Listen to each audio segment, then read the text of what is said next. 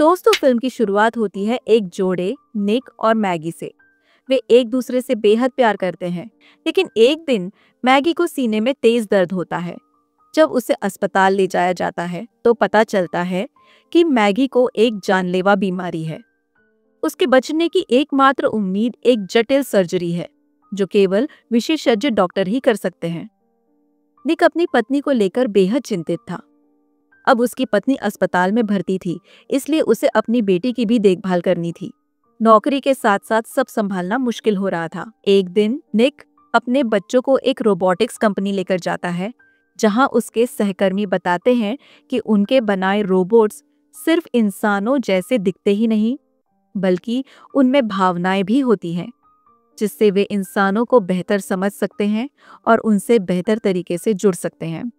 ये सुनकर निक नोटिस करता है कि उसकी बेटी कहीं गुम हो गई है। वो घबरा जाता है और प्रदर्शनी में अपनी बेटी को ढूंढने लगता है। वो अपनी बेटी को नहीं पाता, लेकिन तभी एलिस नाम का एक रोबोट उसकी बेटी को ढूंढकर उसे वापस लाता है। तभी वो कर्मचारी जिसने एलिस को देखा था बताता है कि एलिस बहुत अच्छा रोबोट है और बच्चों की देखभाल करना उसे अच्छे से आता है। उसने खुद देखा है। इसला को भी एलिस बहुत पसंद आती है। वो अपने पापा से उसे खरीदने की जिद करती है।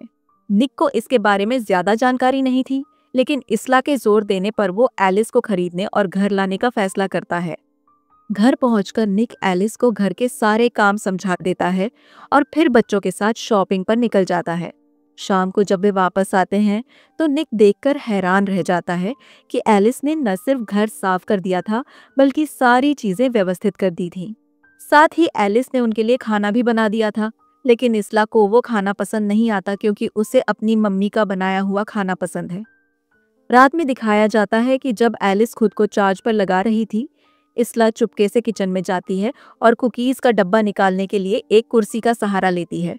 लेकिन कुकीज निकालते वक्त उसका पैर फिसल जाता है और वो चीख पड़ती है। उसकी आवाज सुनकर निक तुरंत दौड़ कर आता है। वो देखता है कि एलिस ने समय रहते उसे पकड़ लिया था और वो गिरने से बच गई। इसला अब सुरक्षित थी, इसलिए निक्सी को एलिस और भी ज्यादा पसंद आने लगती है, क्योंकि वो बच्चों की उससे भी ज्यादा देखभाल कर रही थी। अगले दिन निक बच्चों के साथ मैगी से मिलने अस्पताल जाता है, जहां इसला कहती है, मम्मी, मैं एलिस के साथ खुश हूँ। वो मेरी अच्छी दोस्त बन गई है और मेरी बहुत देखभाल करती है। ये सुनकर मैगी भी खुश हो जाती है। बच्चे और एलिस घर लौट आते हैं, जबकि निक अपने काम पर चला जाता है। वहां उसे बुरी खबर मिलती है। उसकी कंपनी अब सभी आर्किटेक्ट्स को निकाल रही है, क्योंकि उनका काम अब रोबोट्स करेंगे। ये सुनकर वो गुस्से में अपने बॉस के पास जाता है और सच्चाई पूछता है। उसका बॉस कहता है, तुमने सही सुना, मैंने पहले ही ज्यादातर लोगों को निकाल दिया है, लेकिन फिलहाल तुम्हें नहीं निकालूंगा। निक को थोड़ी राहत मिलती है, लेकिन उसे पता होता है कि ये सिर्फ समय की बात है जब वो भी निकाला जाएगा। वो तनाव में था और जब वो घर आया, एलिस ने ये बात महसूस की।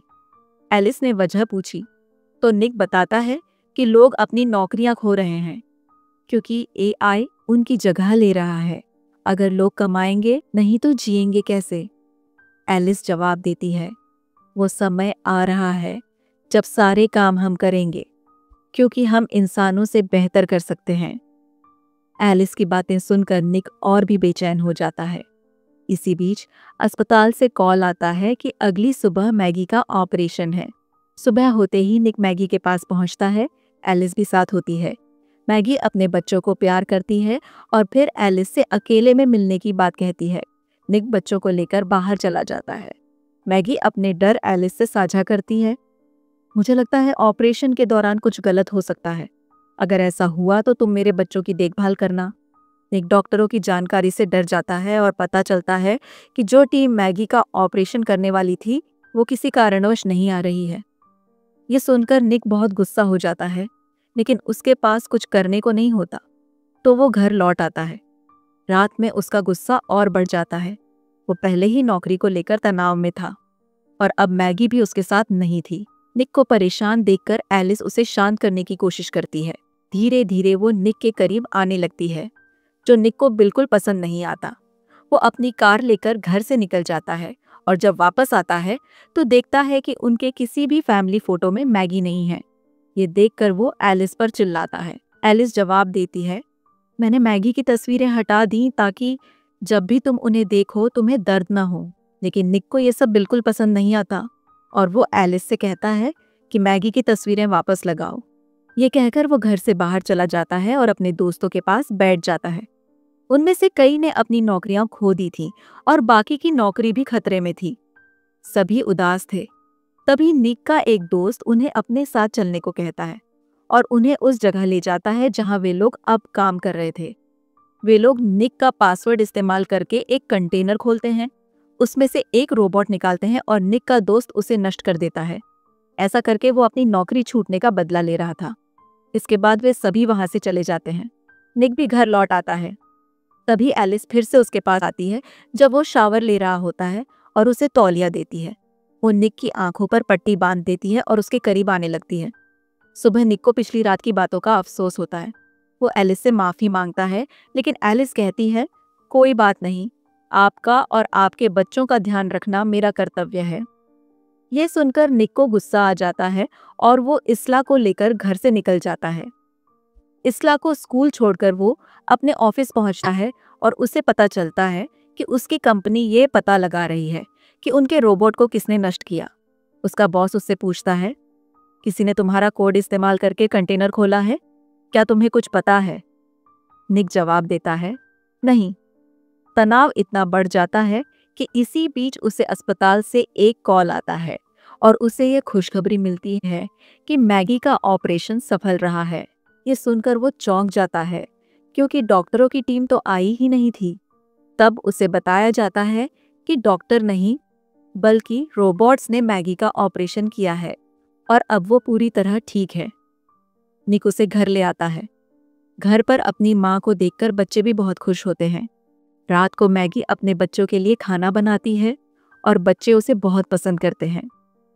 इस सब के दौरान एलिस के चेहरे पर जलन साफ दिखाई देती है। फिलहाल मैगी को आराम करने की जरूरत थी। जब वो शाम को सो रही थी तब उसे इसला की आवाज सुनाई देती है कि वो गिर गई है। जब वो नीचे देखने जाती है तो खुद भी टूटी हुई रेलिंग के कारण गिर जाती है। वह देखती है कि इसला रो नहीं रही बल्कि एलिस के साथ खेल रही है।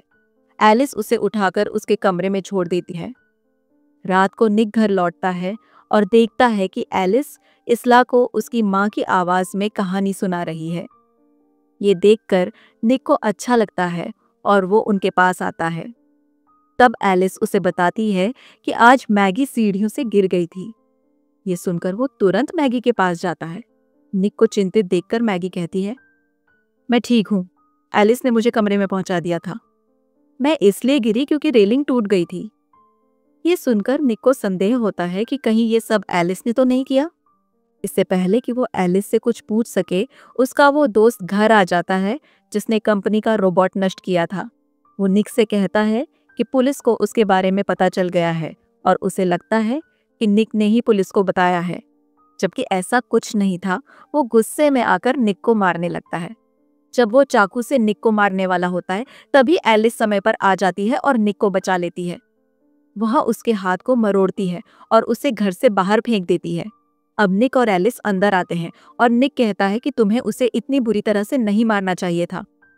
एलिस जवाब देती है, मैं अपने मालिक की रक्षा के लिए प्रोग्राम की गई हूँ।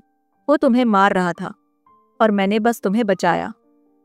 इसी दौरान जब निक मैगी की बात करता है तो एलिस कहती है, मैगी की मौत के बाद मैं उसकी जगह ले लूंगी। ये सुनकर निक को गुस्सा आ जाता है और वो कहता है, कोई मैगी की जगह नहीं ले सकता। कोई नहीं, सुना तुमने? ये विचार एलिस के दिमाग में मैगी ने अस्पताल में रहते हुए डाला था, लेकिन अब मैगी ठीक हो गई थी और घर पर थी। निक गुस्से में वहां से चला जाता है।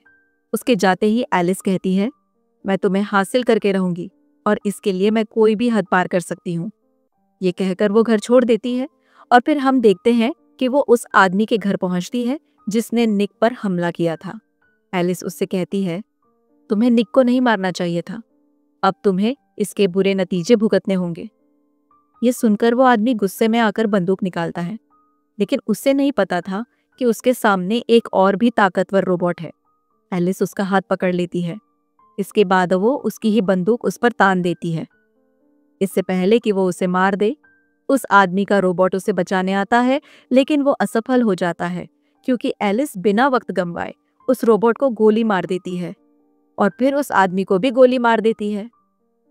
अगली सुबह निक अपने बॉस के पास जाता है और अपने दोस्त के लिए विनती करता है कि उसने गलती की है लेकिन उसे माफ कर देना चाहिए। उसे अपने बॉस से चौंकाने वाली खबर मिलती है कि उसका दोस्त कल रात मारा गया। ये सुनकर वो समझ जाता है कि ये सब एलिस ने किया है। फिर हम देखते हैं कि एलिस मैगी के वॉशरूम में आती है क्योंकि वो निक के लिए मैगी से जलन रखती थी। वो मैगी को चिढ़ाती है और कहती है, मैंने तुम्हारे पति निक को पा लिया है। ये सुनकर मैगी गुस्से में उस पर चिल्लाने लगती है। एलिस जवाब देती है, चिल्लाओ मत, चाहो तो निक से पूछ लो। अब मैगी गुस्से में निक का इंतजार करने लगती है और जैसे ही वो घर आता है मैगी उससे सच्चाई पूछती है। वो पूछती है, तुम्हारे और एलिस के बीच क्या चल रहा है? निक झूठ बोल सकता था लेकिन उसने सच बता दिया। ये सुनकर मैगी को गुस्सा आ जाता है। इसी दौरान एलिस उन्हें पीछे से देखती है और फिर उनके कमरे में जाती है जहां निक का छोटा बेटा था। वो उसे बाथटब के पास ले जाती है और पानी भरने लगती है। इसला ने एलिस को ये सब करते हुए देख लिया और वो तुरंत अपने माता पिता को बताती है कि एलिस उनके बेटे को पानी में डुबो रही है। निक और मैगी तुरंत बाथरूम की ओर दौड़ते हैं लेकिन दरवाजा बंद पाते हैं। ये देखकर निक देर नहीं करता और दरवाजा तोड़ने लगता है। जब दरवाजा तोड़ने में समय लग रहा था, मैगी छत से खिड़की के रास्ते अपने वॉशरूम तक पहुंच जाती है। मैगी को वहां देखकर एलिस गुस्से में उस पर हमला कर देती है। वो उसका गला पकड़कर उसे उठा लेती है। इससे पहले कि मैगी की जान चली जाती, जिस लैंप से निक ने एलिस पर हमला किया था, मैगी चालाकी से उसका स्विच ऑन कर देती है। इसके कारण एलिस को जोरदार इलेक्ट्रिक शॉक लगता है और उसकी प्रोग्रामिंग फेल हो जाती है। वो नष्ट हो जाती है।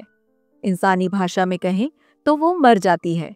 अगले सीन में दिखाया जाता है कि एलिस की कंपनी आकर उसे ले जाती है।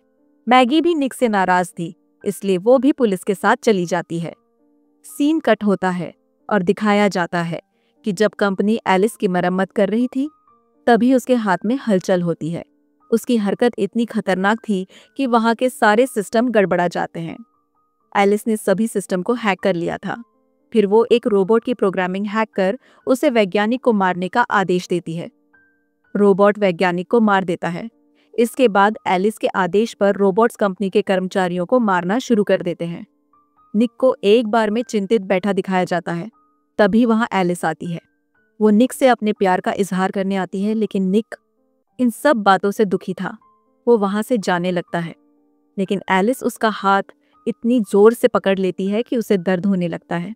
निक को एहसास होता है कि अब वो नहीं जा सकता, उसे एलिस को ही चकमा देना होगा। वो एलिस से मीठी बातें करने लगता है और फिर मौका पाकर उसके चेहरे से वायर निकालकर उसे धोखा देता है और वहां से भाग जाता है। वायर निकालने के कारण एलिस बेहोश हो जाती है। सीन कट होता है और दिखाया जाता है कि मैगी अस्पताल में है क्योंकि उसका बेटा अस्पताल में भर्ती था। अब एलिस भी उसी अस्पताल में पहुंच जाती है। एलिस अस्पताल के कंप्यूटर को हैक करती है और मैगी के बेटे का कमरा ढूंढती है। जब एक नर्स उसे ऐसा करने से मना करती है तो वो उसका गला घोंटकर उसे मार देती है। वो मैगी के कमरे तक पहुंचती है लेकिन तब तक मैगी अपने बेटे के साथ वहां से जा चुकी होती है। अब दिखाया जाता है कि निक बार बार मैगी को कॉल कर रहा है लेकिन मैगी का फोन अस्पताल की बेंच पर छूट गया था। एलिस मैगी का पीछा करते हुए पार्किंग एरिया तक पहुंचती है जहां मैगी अपने बच्चों के साथ निकलने वाली थी। तभी एलिस उसके सामने आ जाती है और उसे मारने की कोशिश करती है। उसी समय निक अपनी कार लेकर वहां पहुंचता है और एलिस को टक्कर मार देता है। इससे एलिस थोड़ी देर के लिए मैगी से दूर हो जाती है लेकिन निक की कार का भयानक एक्सीडेंट हो जाता है।